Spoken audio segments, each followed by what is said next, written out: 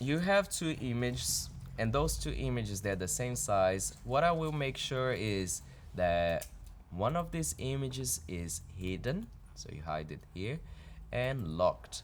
The reason I do that is just because I don't want anything to be messy, but there is no effect to the overall outcome at the end. It's just a matter of organizing things, as well as creating folders, naming layers, all those things I do just for the sake of keeping things organized.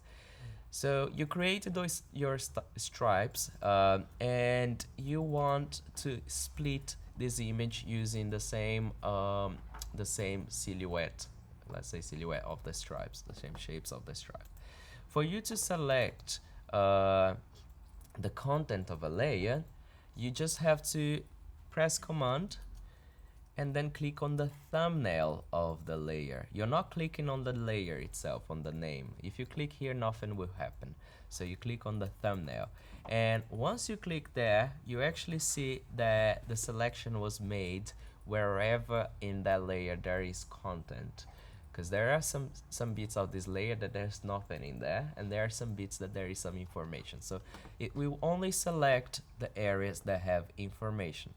But when you're cropping something, you need to tell the software from which layer you're cropping something. You can't just now press Command X and it's gonna read your mind and tell and know which layer you're cropping information from. So you need to select the layer. The layer that we are cropping right now is the only layer that it's visible and not locked. So we click on that layer, and now the software knows that we're working with this layer, and the selection still exists. The selection will only deselect when you deselect. So if you press Command D now, that will be deselected. But you could move around, you could do stuff in here. There are some tools that you still can have the selection. So you can make the selection using a layer and use in another layer. And that's what we're gonna do. We're gonna click on layer 2 and pressing Command X and then Command Shift V. The reason why we use Command Shift V is because Command V will paste that thing we cropped in any area of the Canva, and we don't want that. We actually want to be pasted exactly where it was before. Um, we are going to use those rectangles later, so I'm just gonna bring them down, and I'm going to once again hide and lock. We're going to use it for the second image, so don't delete them yet.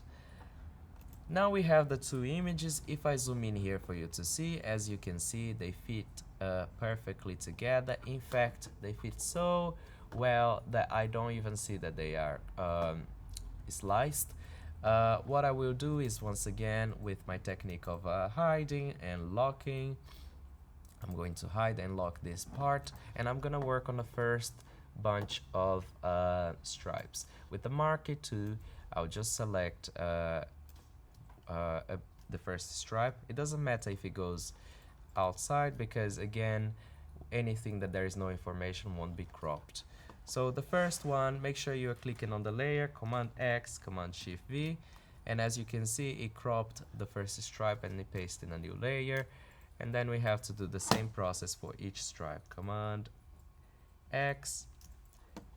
You see what happened here? It says could not complete the cut because I was selecting layer 4, and there is no information on that space, this area, on layer 4. That information is on layer 5, sorry. It's on layer 4.